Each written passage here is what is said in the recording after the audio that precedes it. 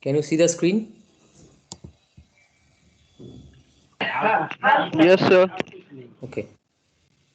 So in this class, I'll talk about the wait system call, which is basically the extension of, this wait system call uses the date of child signal, the seek child. In fact, in our last class, I discussed with the exit system call, which a process calls to get terminated. And what we found related to the death of child process, that any process, if it executes exit, it will be terminated. Even if it is not executing exit, by default, when it returns from main, the exit system call is executed by the kernel.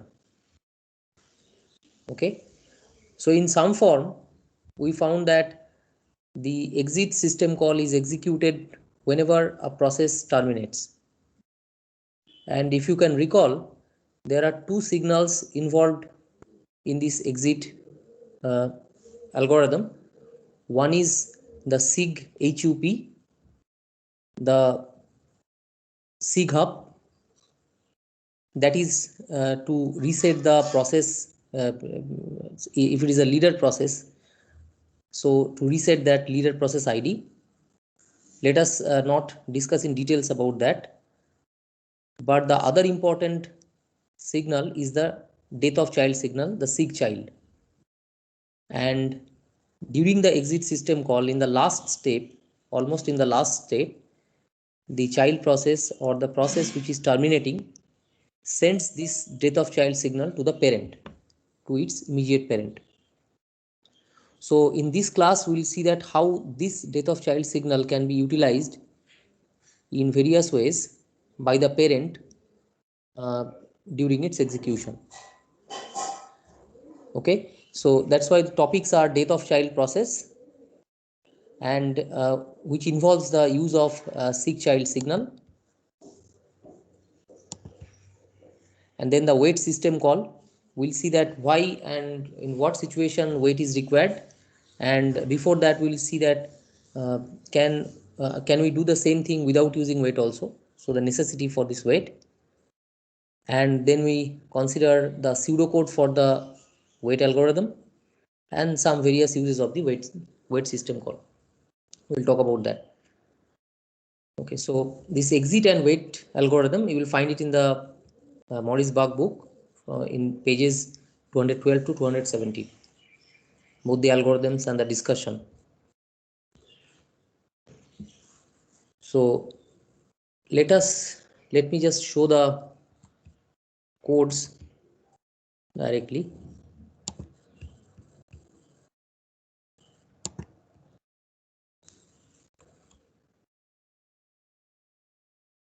Can you see this code? Is the code visible?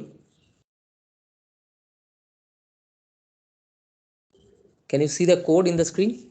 Yes, sir. It is visible, but it will be better if you turn it to full screen. Okay, full screen. Just let me see.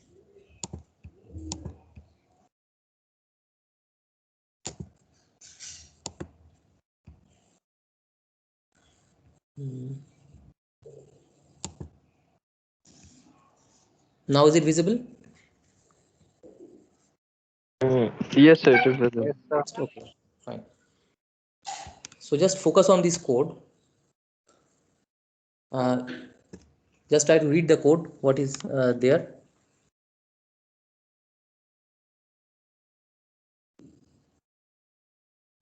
So all it says that in the main we have assigned this handler. So uh, this is handler for the seek child, and it has assigned to the function f1, which just says that it has received the death of child. So the death of child signal, what happens, there are 2 points to note before I continue with this code. One thing is this death of child signal, what is the default action? The default action is ignored. Okay, so as is written here, that so the seek child signal is sent to by the parent to its uh, by the child to the parent, the parent just before it terminates by explicitly or implicitly calling exit. So this part we know. And the default action defined for sick child is to ignore. So who is receiving the sick child? The parent is receiving. What is the default action? It is ignore. So hence the parent generally ignores it and the child remains zombie. And we know that the child, after it's sending it, it remains zombie.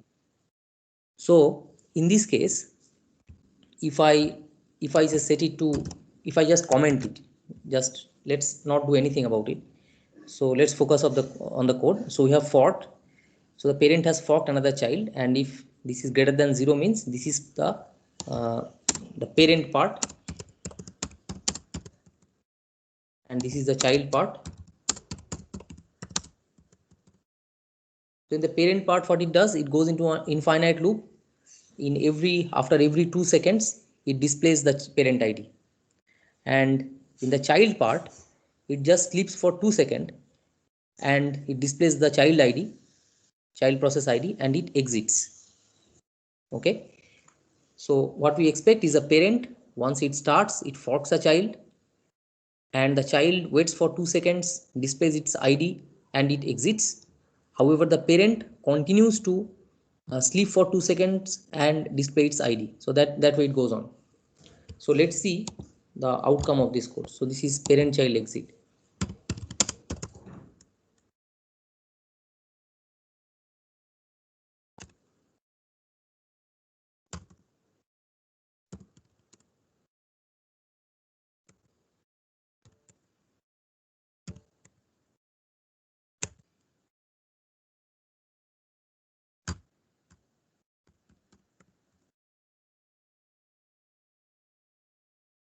So see, within child ID, and within the parent ID, within parent ID, like this.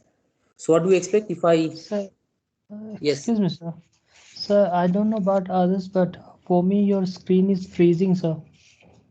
screen is, Sir, it freezes for about 10 seconds, sir, constantly. means you cannot see the screen. No, sir, just I get one frame and then about 10 seconds it freezes on the same frame, sir.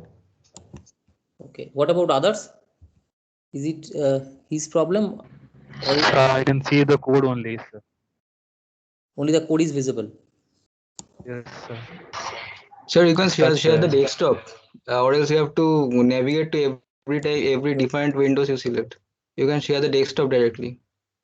Okay, okay, yes.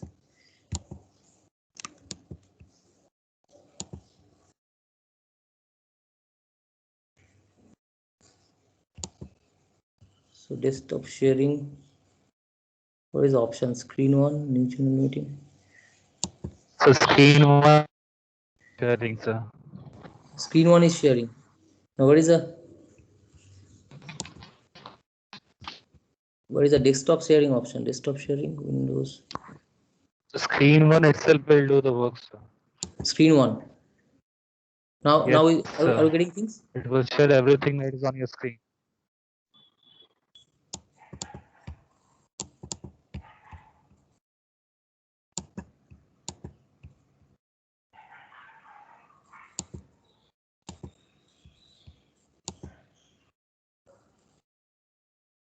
Have you got the sharing? So terminal is Yes, sir. visible. Now are you getting the terminal now? Yes, sir. Yes, sir. We are getting the Yes, terminal. uh, Now everything which is on the foreground, it will be visible to us. Now it is the code. Now what's the problem? There is full screen sharing. What is the option? So Every your time. full screen is shared, sir. If you change tabs, we can see it. So this is already full sharing. Now is it? Are we able to see the terminal now? Yes, sir. We are able to see the terminal now. Yes. If you switch to the Sublime Text Editor, then we will see the Sublime Text Editor. That is Now can you whatever see the is Sublime on Text your. Editor? You have it. Yes, sir. Yes, sir. Now it is visible, sir. Now it is visible. Yes, sir. And Yes. can you see the Sir, presentation also right now? No, sir. You'll have to switch to the presentation. Whatever on your desktop is happening, it will be shown to us. Okay. Okay. Anyway, so you are able to see the terminal, right? If you switch, sir. So if you switch to the yes, sir. Now it is visible, sir. Visible. So this Okay. is So the problem, sir. There is latency, and when you start typing, it freezes, sir. okay. So for a healthy internet connection, there is like 200 milliseconds of latency. But if there is a, network drop, then it will be like 4 to 5 seconds also, depending on the internet. So is it the problem with my internet, or all are facing the same problem? The frame rate is too low.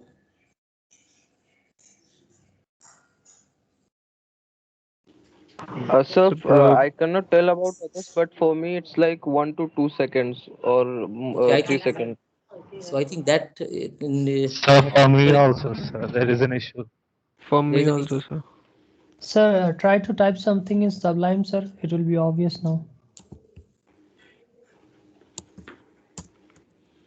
Can you see? I'm typing in Now it is Sublime. visible, sir. Right Now it is now, visible. right now it is visible. Visible. So like almost 4 to 5 seconds delay is there, sir, Yes, sir. because of It is freezing internet and delay. internet delay from both the sides, from our sides also and from your side also. You see, I am recording it. So let us not. I mean, try to focus on my words, and I understand maybe if I switch from one screen to another, it might have some delay. I'll try to uh, repeat and speak with some pause. Otherwise, there is no other option, I guess. Yes, sir, that should be good. Okay, so let me Yes, sir. let Yes. me talk a bit slowly, and then in any case, it will be recorded, so you'll be able to see it later on also, right? So whenever you are switching this switching the screens, that time you can wait for 1 to 2 seconds and then. Yeah, actually, the problem is if you they try to incrementally pass on the frames.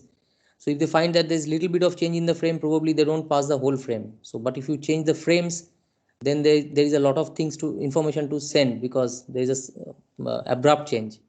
So that might be one reason. So if I stay there for a while, then things becomes better gradually. Yes, sir.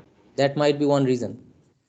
So the difference between two frames, that probably is passed on to save some bandwidth. That may be the reason. I don't know. Anyway, so I think right now the Sublime text is editor is visible. So what we found is the parent forks a child, and the parent continues with to sleep for 2 seconds and display its ID, and the child just stays for 2 seconds and displays his ID, and then it exits. What we want to see is, now because the child has exited, and the parent should have received the sick child signal, right? And once the parent receives the sick child signal, how it reacts? The default is just ignore it.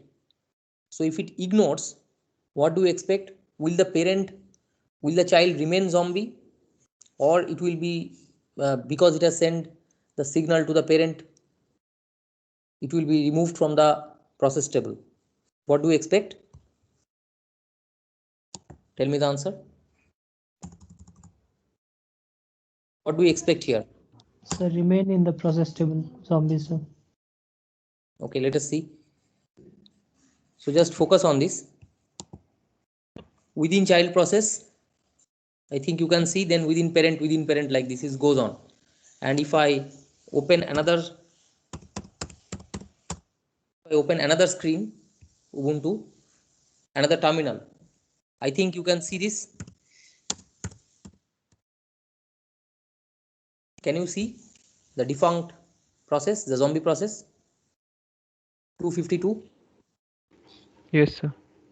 Okay, so that means, say it has terminated, it has sent the death of child, but the parent has opted to it's not opted, the parent by default ignores it. So nothing happens with the reaping of the child process, so the child process is not reaped.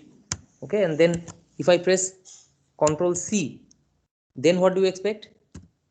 If I press Control C, which process will be stopped? The parent process will be stopped. What will be the fate of the child? Will it remain as zombie, or will it, so what will be the fate of it?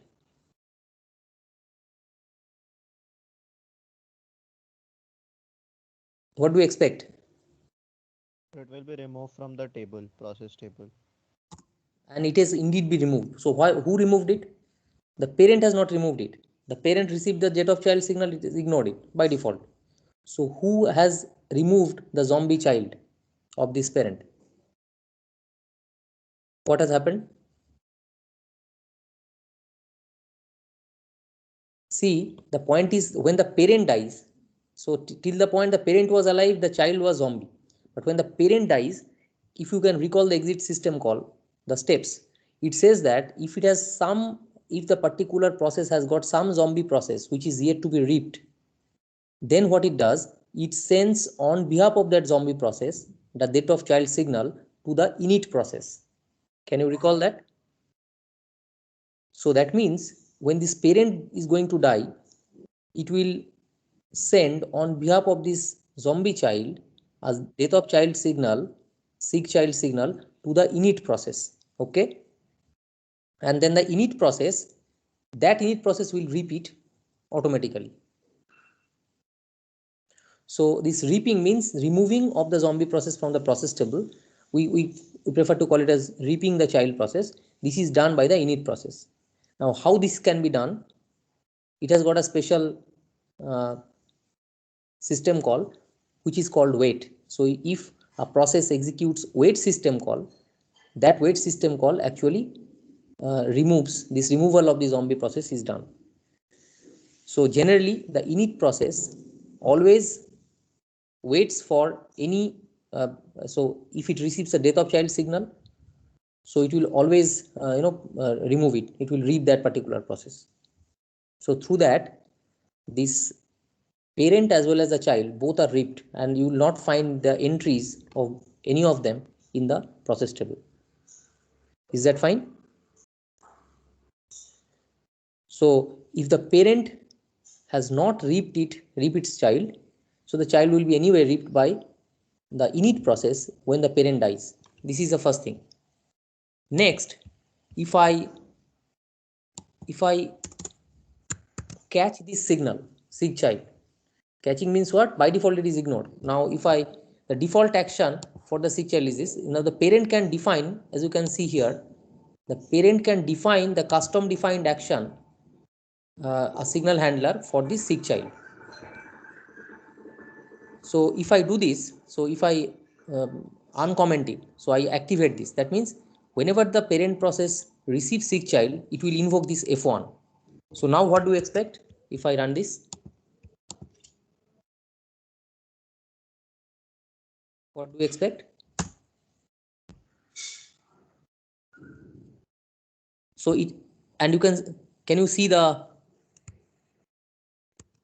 can you see the message here? Received signal 17 death of child. Yes, Can sir. all of you see? Yes, So sir. why it has happened? Yes, So sir. so the child has done the same thing. It has terminated after 2 seconds, displaying its ID within a child like this. Parent earlier ignored the signal, but now I ask the parent, or the parent opts for handling the signal by calling F1. And what F1 says, just displays the signal ID and the like that. So received this signal, this death of child signal. So it gives this prompt. So it gives a prompt, so it somehow handles the signal death of child. Does it mean the parent will reap the child? Handling the death of child, does it mean the child process, the zombie child, will be removed by the parent now? What do you expect? Let us run it once again and see. Now the child has died, it has become zombie, and the signal has been handled. So does it mean that the parent has reaped the child? What you can see here.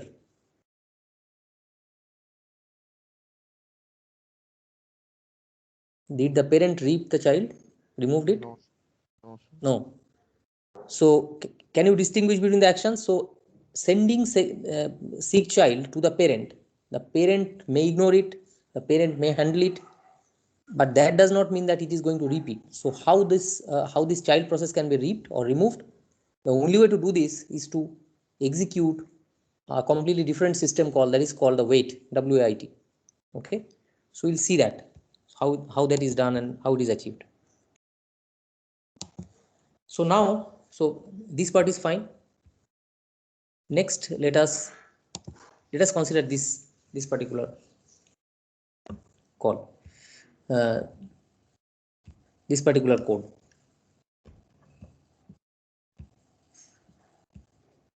So what is this? So what I want is, if I let me get into this. Okay, the seek child sent to the parent when the child terminated, calling explicitly exit system call. This is ignored. So this is in two terminals we can see. I am showing the slides. Can you see that? Yes, sir. Yes, sir. Okay, good. Then the problem is resolved, I guess, somehow.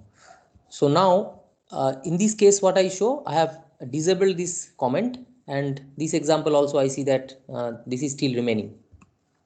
So now, the question is this: the parent wants to proceed only if the child has terminated. Got the point?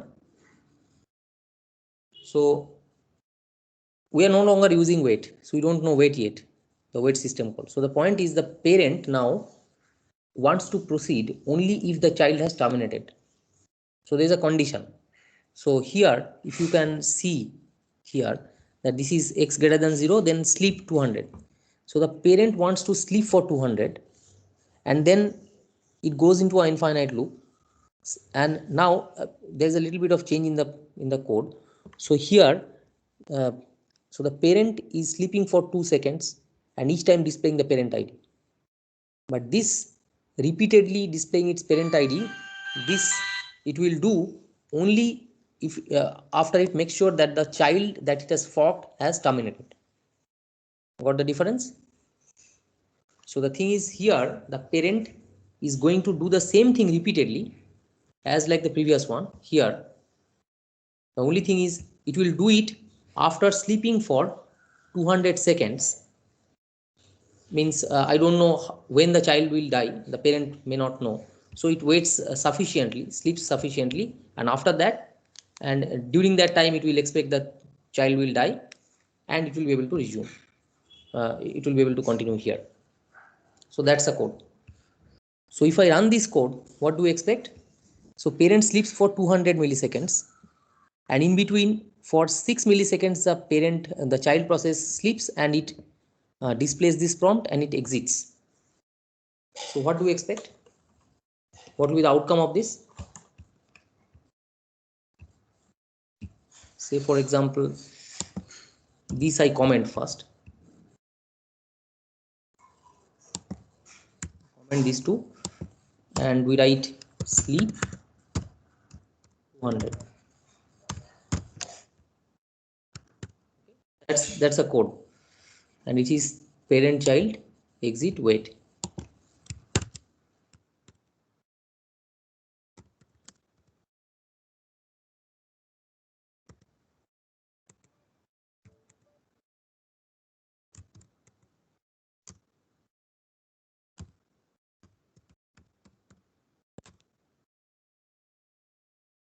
I think you can see the execution. What happens? Why it stops for a while? Earlier, it started showing the displays. Now, once I start, as you can see here, once I start, nothing is coming. What the parent is doing? The parent is waiting for the child to terminate, and the child will take 6 seconds. So it pauses for that period of time, and then when the child dies, it receives a signal, and then it enters into the for loop where it keeps displaying its id. Have you got the output?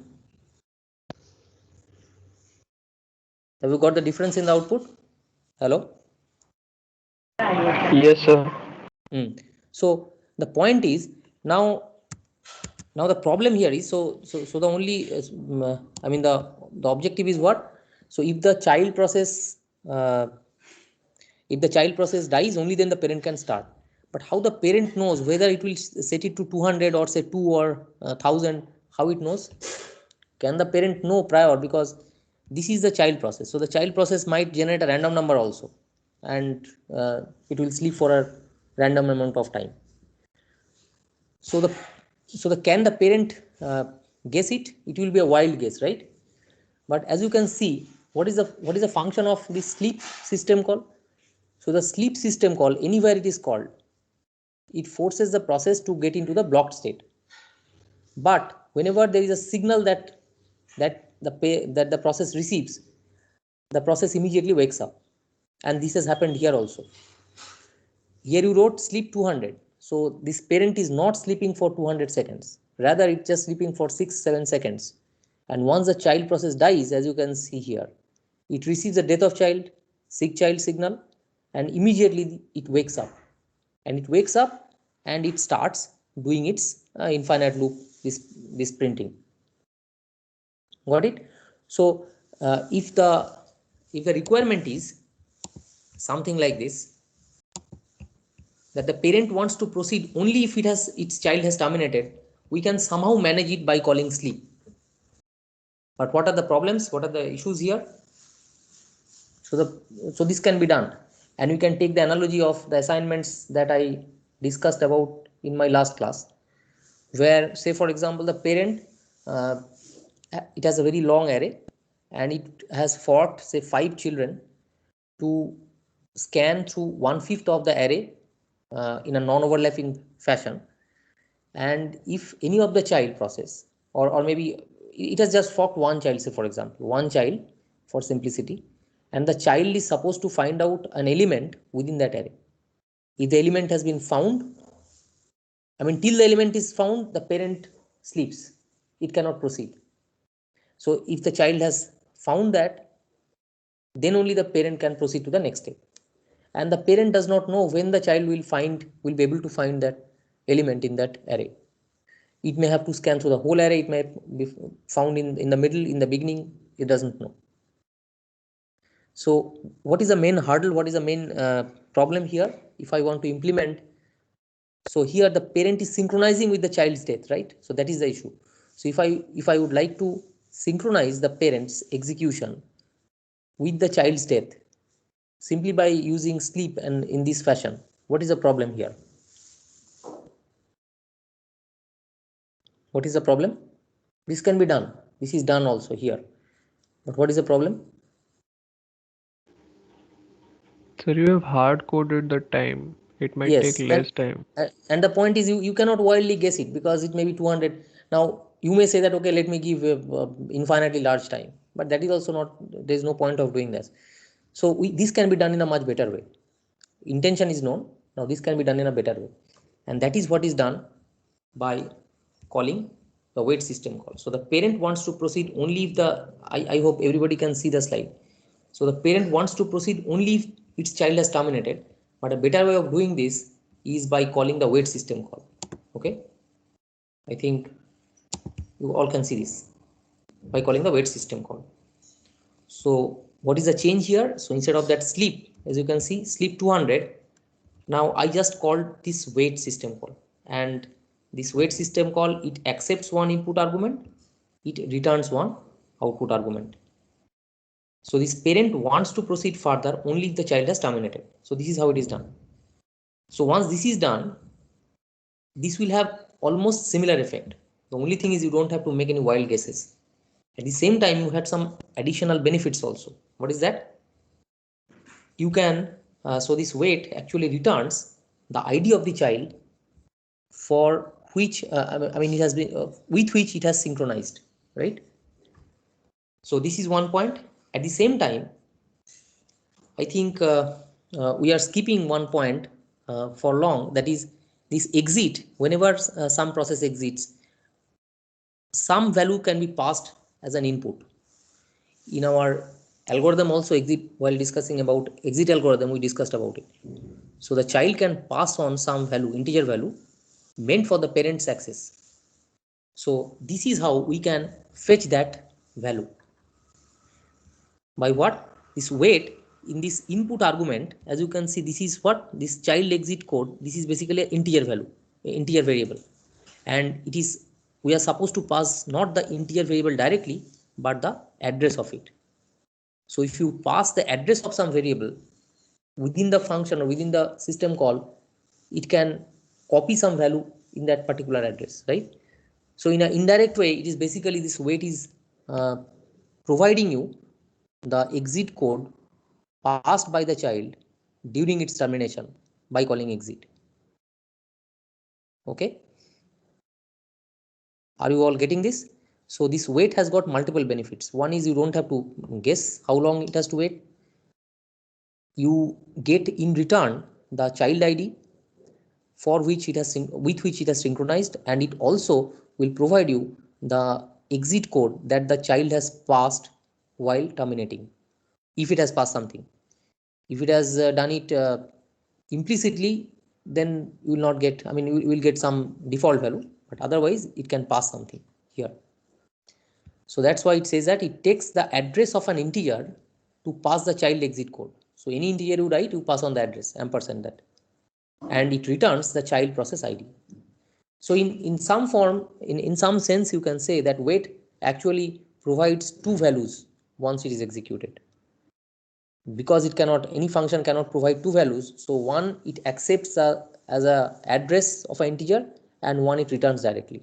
So that is what it does. So you see rest of the code is exactly the same. So if we run this code, let's see how it works. So now let us comment this sleep, the, you know, the bad way of doing things, and let us do it in a proper way. Now if I compile and run it,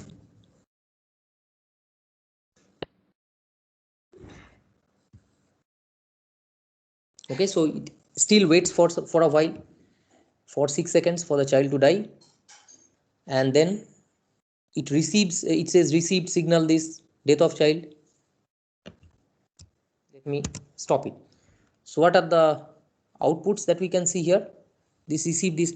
So definitely, first of all, it waits for this amount of time, and whenever the child dies, it sends a sick child, and the sick child, as you can see here, the sick child is caught and this message has been prompted. What is that? Where it is from? This is because whenever it receives sick child, because we have activated this handler instead of default ignore, so it has displayed this, and then after doing that, it has came to this printf statement. What it prints? The child id and the exit passing, the exited passcode. What is exit passcode? What the child provided while it died? What is the value that has passed in the exit? It's 1. And what it displays here? Are you getting any problems here? What it is supposed to display in this statement? Child id 299, that's fine. Exited passing the code 256. Did it pass 256?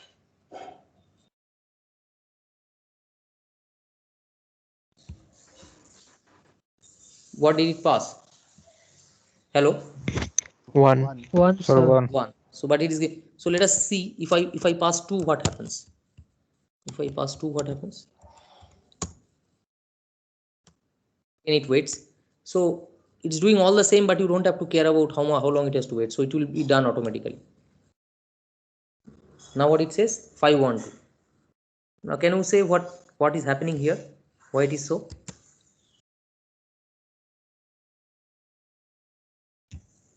What is the reason? If I pass 3, so can you guess what is happening?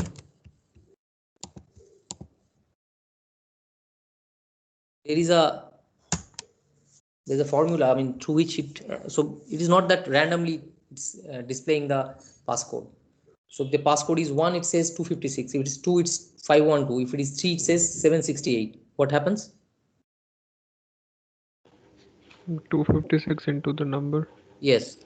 So this is a rule that actually the designers has defined, because any integer generally it is assumed to be occupying 16 bits, right? So there is a lower order bit, there is a higher order bit. So when it passes this exit code, for some reasons they have decided to store the bits corresponding to that 1 or 2 or 3 whatever in the higher order bits. Got the point? If you have got 16, let me see. Oh, there is no, I cannot write here, I think. No, this is not possible. So you can guess this. So if the child has passed 3 here, so 3, what is the code of 3? 0 1 1. So this 0 1 1 will not be placed in the lowest order bits of the 16 bits. Rather, it will be copied in the higher order 8 bits of an integer. So if we do so, that means you are basically shifting it 8 bits. So every shift means it's multiplied to, that means 2 to the power. So that's why it is multiplied by 256. Got the point? Is that fine? Yes, sir. So the best way to see the exact value that it has passed is just to divide it by 256. If you divide it by 256, it will be the same. So So this is, in that case, what if we pass a value greater than 256? no, definitely it will Exit be only 257. copying a part of it. Like if you, so it will be overflowing, because it is allowing you to specify only only in terms of 8 bits, right? Higher order means higher order 8 bits. So if you have a larger value, it will be discarded. So you will be reading basically garbages in that case if you have not made the provision.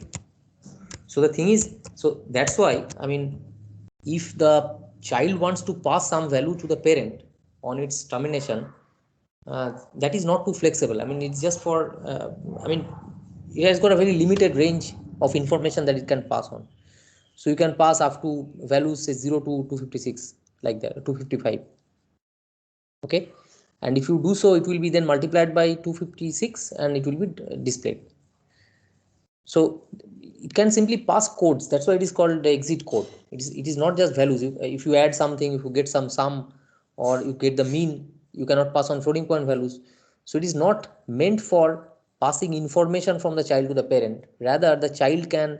So this mechanism is used by the designers to pass on some exit code, mostly the status of the death. So if the death has been normally done, it is fine. Or you can sometimes you do there can be 3 4 cases within the child, and the child can pass on that okay, this is a case 5 that has terminated me, or case 6, and the parent knows what these cases are. So that way it can happen. So these are basically status codes, and this will be, when it displays, it is 256 multiplied that, so we can divide it by 256 during the displaying. Okay.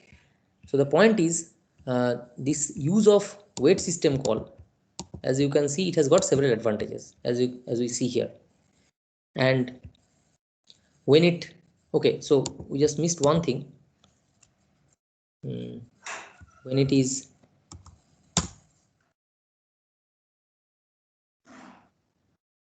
now what do you expect? So if I execute wait, okay, so this has died. Now if I type psaux, what do you expect here?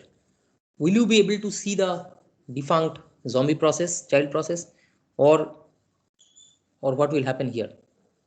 No, sir, the parent will rape the child in this case. Yes, and that has happened. You see, now there's, so that is the main use, the main purpose of using wait. So that's why, so there are several advantages as I mentioned. One is you don't have to wildly guess the time of waiting. So but both is a blocking, both wait and sleep is a blocking type system call. They actually blocks or suspends the process. It gets blocked until unless you receive a signal. Okay. So this wait is actually triggered only when this death of child signal is triggered. Its main purpose is that. But if it is sleep, any signal can reactivate the process, resume the process. Another thing is, if you execute wait, the parent process will see in the pseudocode of the wait them shortly that it will reap the child process, and you can see that although the parent is still running, but you see the child by the time has been reaped. So it's a much better way to do this. and if it is not done, then it will be done after the termination of the parent by the init process. So you can assume that the init, or you can consider right now that the init process always executes a wait system call to synchronize with any death of child signal. So whenever that's why these defunct processes, even the parent process, the foreground parent process, never remains in the process table, because the init process always executes wait to read them. It does not keep things pending. Okay, so that is how it is done, and this wait is the only way to read things, read the zombie process or defunct process in the system. Okay, so this part is done, and as I mentioned, this exit code, we can use it judiciously, and as it is required to pass on important indications to the parent that what has happened, and given on the application you can try it to use intelligently, but you don't have too much flexibility also, that you have to recall, that you have to remember. Okay, so now, so this is what we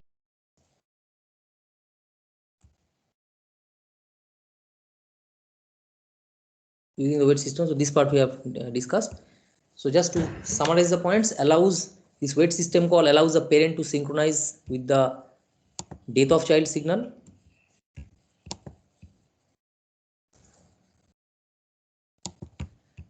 and here just a minute, and here synchronization means allows the parent to remain blocked till its child sends sick child due to its termination.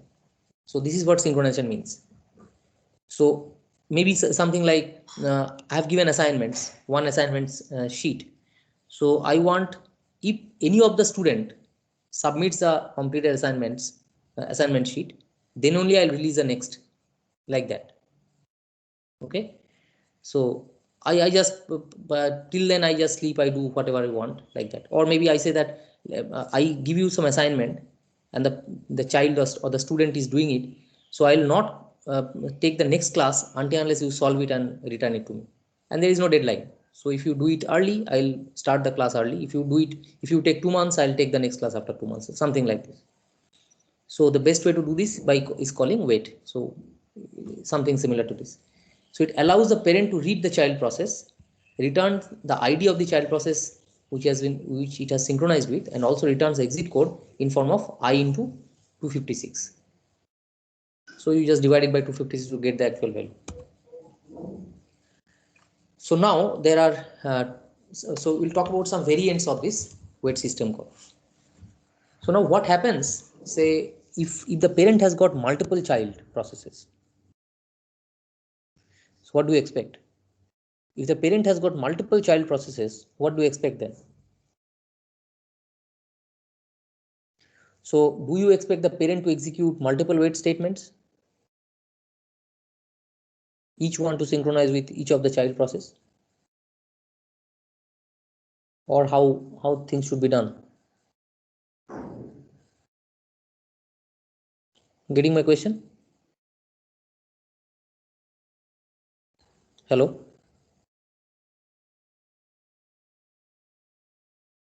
Have you got my question?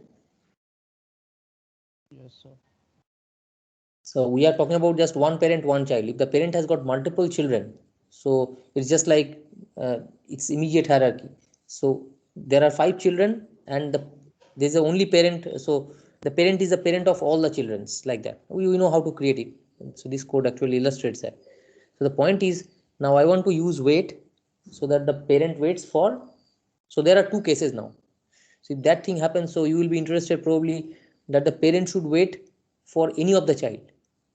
So it's like I have got 150 students in this class, I give an assignment set, and I want that if any of you submit, I'll start the class, and then I ignore whatever others are doing. This can be one policy. The other policy is I would expect, I would ensure that each and every student submits the assignment, only then I start the class. Okay, so the thing is, the parent wants to proceed only if all its child has terminated. Just a minute, what's the highlighter?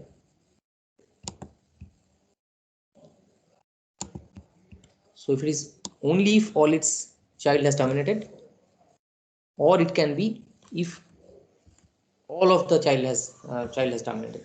So if only if, then how to do it? So this is the code. First of all, let us focus in this code. As you can see, so first we ignore this part. So just focus on this part. What this part does: for I equals to 0, I less than 5, I plus plus. So it's a 5 iterations in this for loop. If fork equals for whatever value fork returned is equal to 0, that means what? Then you do this. So who does this? Child. So it's basically exclusive. It is exclusive to the child code. So how many forks, how many times forks are called? 5 times. Who calls it? The parent. Parent. But within this, the fork returns something, and if this return value is greater than 0, or I mean non-zero, definitely it is non-zero. So non-zero means uh, so this is the parent, but if it is 0, that means definitely it is the child. So this is the child code. So each and every child will execute this part after they get created, and they will basically print something, their PID. They will sleep for a while depending on the value of I. Where from they get the value of I? They get it from the parent itself copied. Okay. So the first child, the value of I will be 0. The second child, the value of I will be say 1, 2, like this. During the time of the creation, the value of I in the stack segment will be simply copied from the parent to the child. So each one of the child will sleep for different amount of time, and then immediately after waiting for a while they will exit, and they will pass on different exit codes. Okay, so this is 1, 2, 3, 4, 5, like this. And once they exit, there is no point of following this, because none of the child process will ever look into this part, because they start here, they end here. However, the parent, after forking all this, after forking, they will fork, they will come again fork, they will come again, because they will not enter into this part of this code. So what the parent will do, the parent after forking, it will come directly from here to here. Okay, from here it will come to here, this part. And where what the parent is doing, it is executing the wait system call. Again with the same piece of code, there is a status code, the integer value whose address is being passed, the child ID is returned, and we just write this. Okay, so now just one point. If I write this piece of code, what do you expect? Will it actually, so if I just execute this piece of code, what do you expect? Will it wait for all the children to terminate, or will it wait for one child to terminate?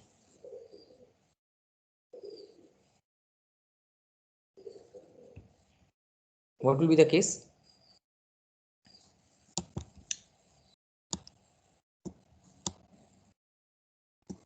See, the thing is, the difference is very simple.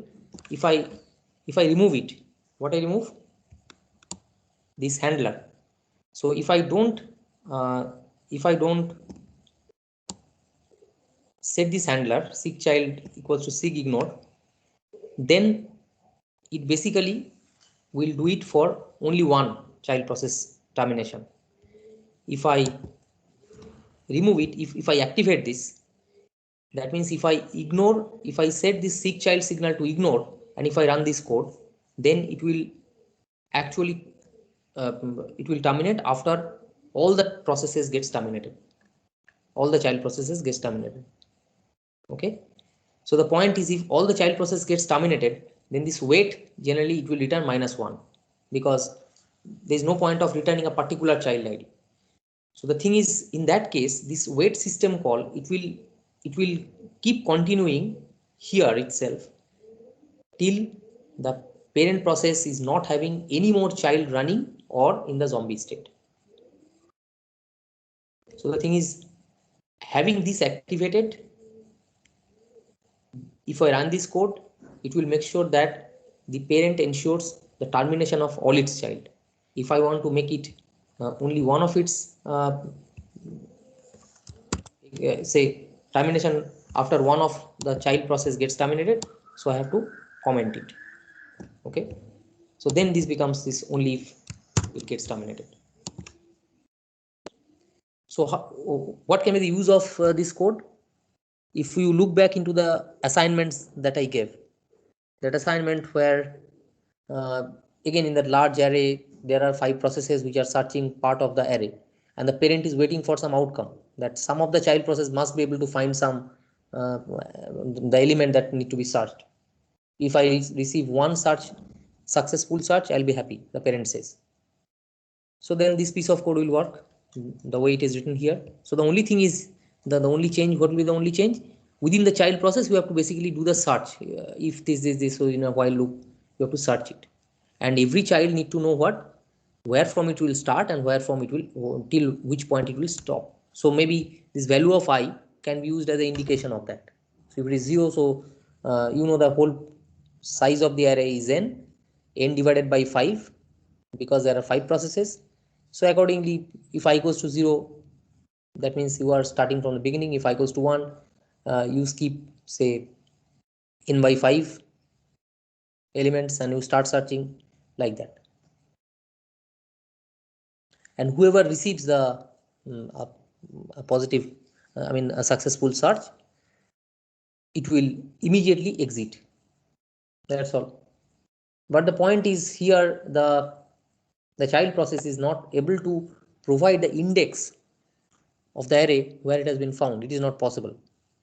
Maybe it can dump it in a file, because there is no other communication in that level that is possible between a parent and child. The parent says that, child says that okay, I have found it.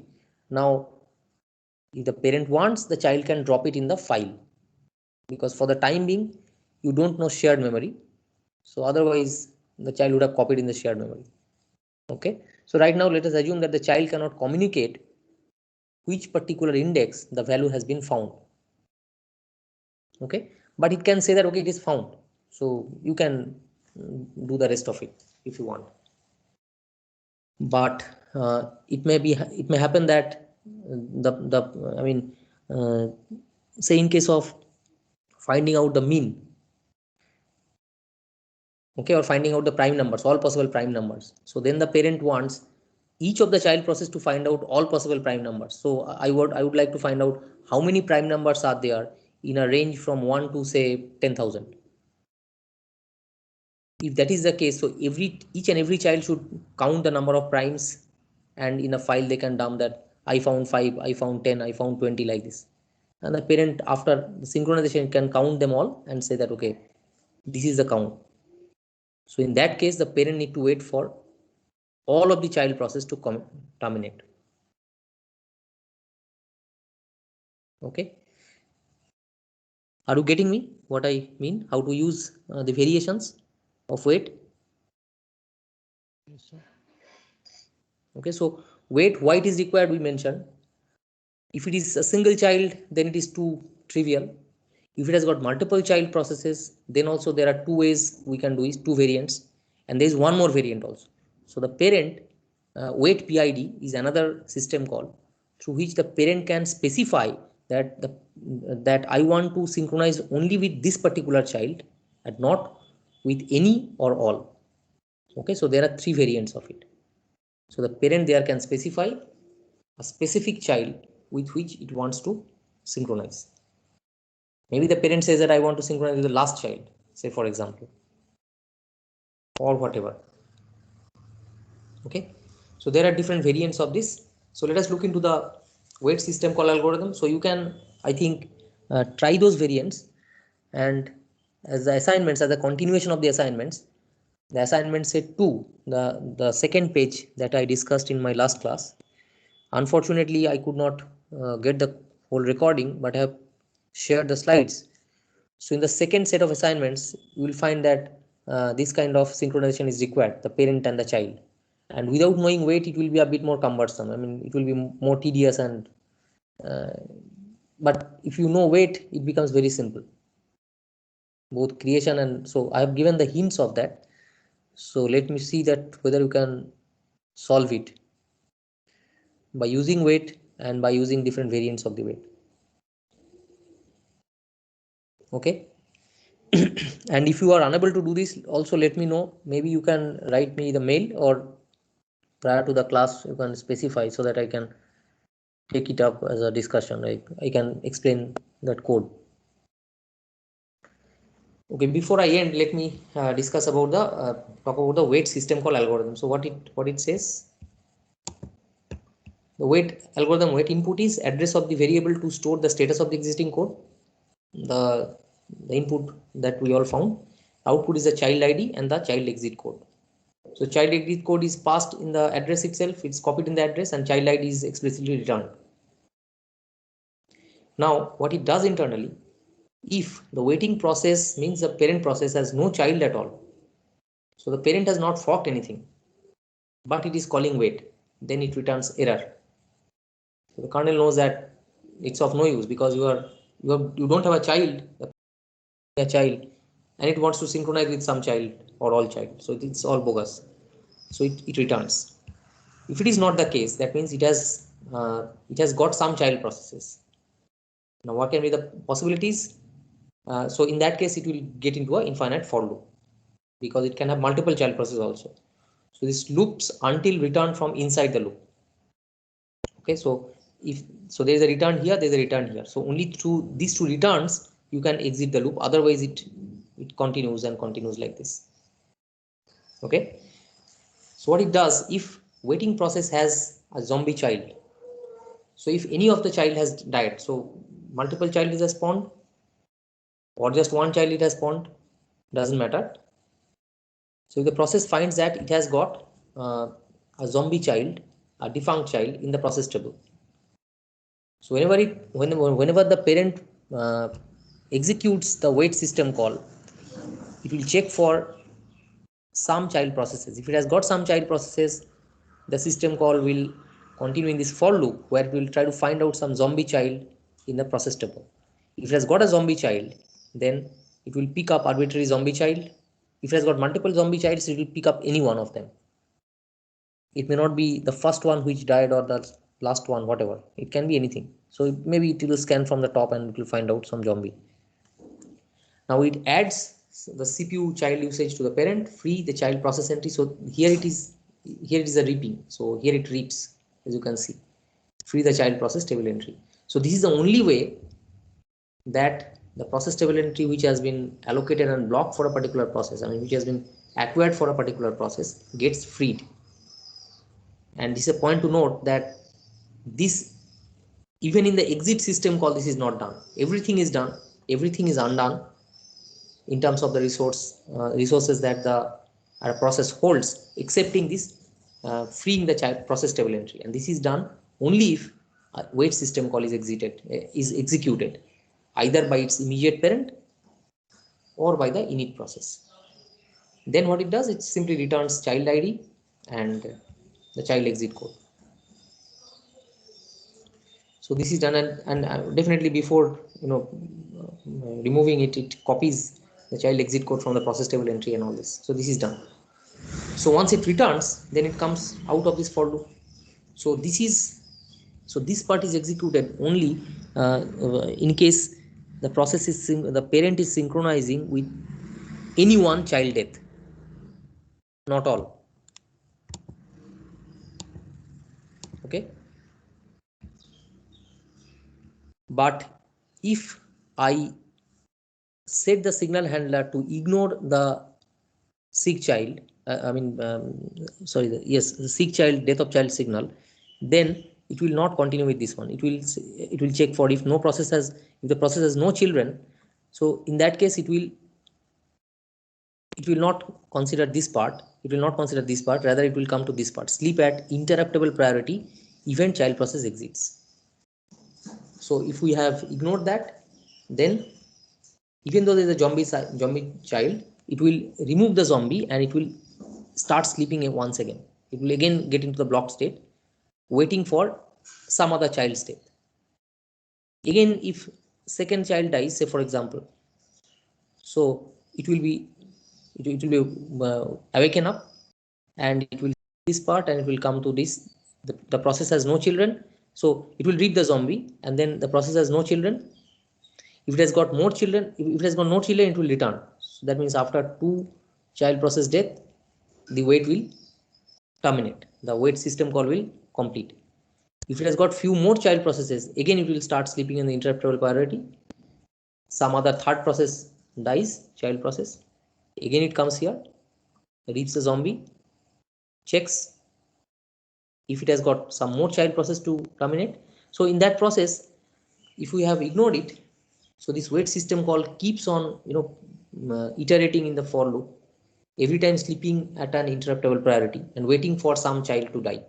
And if all the child process has died, then it will come here, it will find that no zombie child is, so if the process has no children, it will return. Okay, so it will return some error code.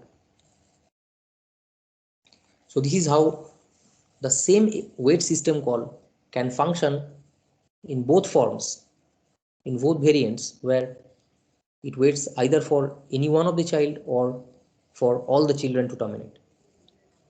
Okay, so let's stop the class here, because this is the end of the signal handling and also the discussion of different useful system calls, the fork, wait, exit. And as we found that the exit and wait uses in different ways the system, the signal handling. And we also found and the assignments, I would expect you to try and solve those assignments, and uh, let us stick to the same assignments, just try to do it using wait system call, see how it can be done uh, much easily if I know the wait system call. The only thing is the hurdles that we face here is the child is not able to pass on some computed values to the parent. This is not possible because the parent and child don't share anything among themselves, except the only thing is except the files. If the parent has opened some file, the children can write on that file and thereby they can communicate. But other than that, it is not possible. Okay, so how it is possible? Sometimes we can uh, declare a particular variable as shared variable or shared memory, some portion of the memory as shared. So that is again a way of interprocess communication, implementing interprocess communication.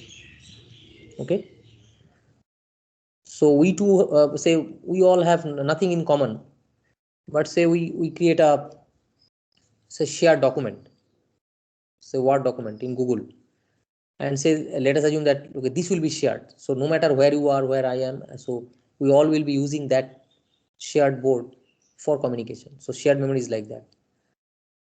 So once this is there, so then the child can write, the parent can read, the parent can write, the child can read, like that. But without that, it is not possible that the parent and child communicates. Okay, so through the signals they can have some kind of some kind of process communication is going on, but this is for control synchronization. This is one thing. And another point to notice, when we talk about threads, there we have got a much easier way to enable communication between the parent and child, not process but threads. We have got a parent thread and we have got child threads. So then parent and the child, they share in between the local variables. I mean, sorry, they have got their independent stack, but they can share the data segment. If you write, so data segment is trivially shared by all of them. So definitely we'll talk about in details about this later on. In the next class, I'll be talking about the scheduling algorithms. A very simple topic. We'll talk about different possible algorithms, and you already know about some of the algorithms, the different preemptive algorithms, the round robin we have mentioned in the introductory class. We have talked about the priority based scheduling. So there are different algorithms and there are different variants also. So we'll see that which one is good or bad, or what is the performance issue in each of them. And we'll also maybe that will be one class, and in the other class I'll talk about the fair share scheduling, which is actually implemented in Linux or Unix based systems. So how efficiently and how nicely it implements it, that is very interesting to see. And so that will do, and once we do the scheduling, then we'll continue with the threads, because in the threads, in the process, you cannot twin your you cannot specify a scheduling algorithm, because the process is a basic unit that the operating system deals with. But when you deal with threads, then you have the provision to specify the scheduling algorithm that a thread will be using. So that's why I talk about scheduling first, and then I continue with the threading, multi-threading. Okay, so that will be the next few topics. But again, I repeatedly ask you to try to solve the algorithms as a previous one. Don't assume that you know weight, and once you know weight, you just try to rewrite it using weight and see how it works. So the example that I just now explained here is the parent is there in the top, and it has got all the children in the next level hierarchy. Okay, so in the assignment one, I asked you to create some hierarchies like this. How many of you have tried these assignments till now? Did any of you try? Hello? Hello? Can you hear me?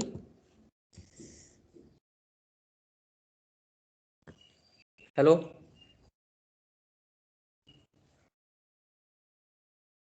Am I audible or what happened?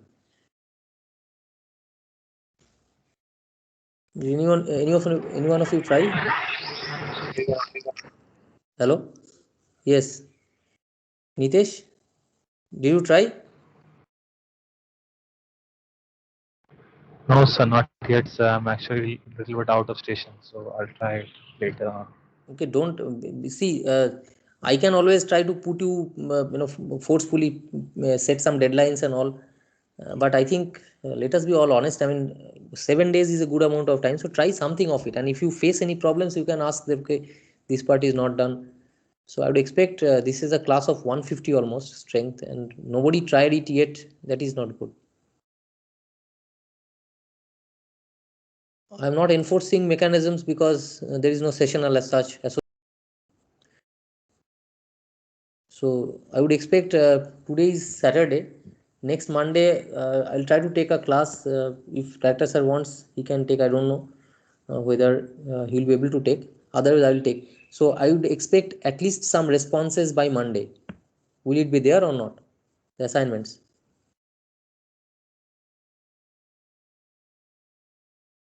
Hello.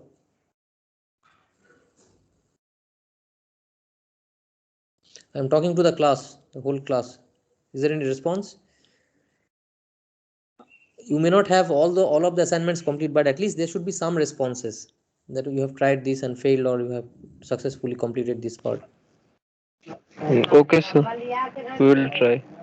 Please try, because otherwise there is no point of. So if you think that you will not be, you are not interested in the assignments, I can just keep discussing in the class, and that's not a problem. But at least some of you try, and if we discuss about the algorithms, about the codes, others also will come to know that how it is solved if they have tried also. So let's and I would expect if you solve it, just submit it in my mail so that I can see that what you have done. Okay, sir.